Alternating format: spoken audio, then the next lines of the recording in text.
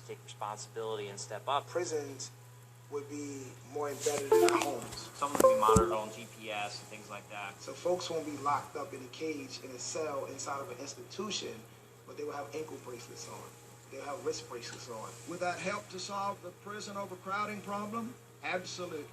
And what I worry about is that we fall asleep at the wheel, wake up, and realize that we may not have people in prisons in rural communities all over America, but that we're incarcerating people right in their communities. That is what I see, what a lot of the focus is on, is taking people from prison, putting them in community corrections, parole and probation, and really investing in those programs. How much progress is it really if communities of color are still under perpetual surveillance and control, but now there's a private company making money off the GPS monitor rather than the person being locked in a literal cage? If we can help you save crime victims in your legislative district, you don't mind me making $1. And so ALEC continues to be a body that, while it may have some really strong rhetoric on why it supports crime reform now, suddenly, sort of out of the blue, it actually has real financial interest. Thank you, ladies and gentlemen. If you're in the prison business, you don't want reform. You may say you do, but you don't. And there are a bunch of people out there desperately trying to make sure that that prison population does not drop one person because their economic model needs that. Prison industrial complex refers to the system of mass incarceration and companies that profit from mass incarceration. That includes both operators of private prisons, which get a lot of attention, as well as a vast sea of vendors.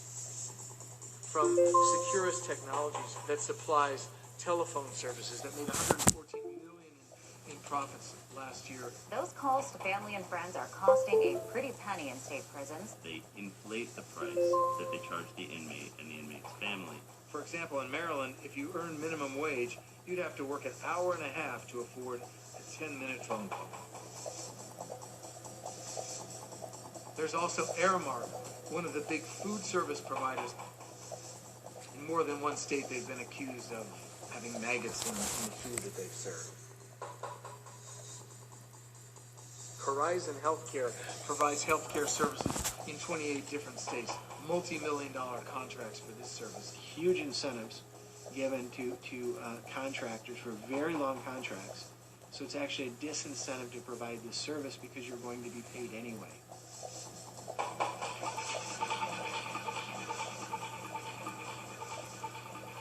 One of the reasons it's so difficult to talk about mass incarceration in this country and to question it is because it has become so heavily monetized. A little company called Unicor that does $900 million in business annually. How do they do it? Volume. Also, prison labor.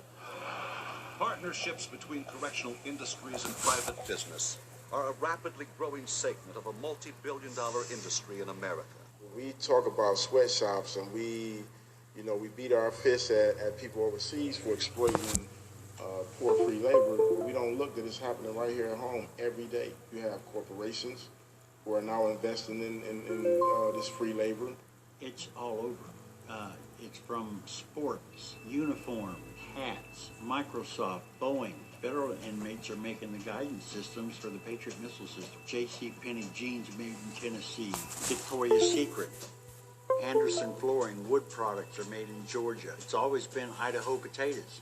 They're planted, grown, harvested, packed, and shipped by inmates. Victoria's Secret and J.C.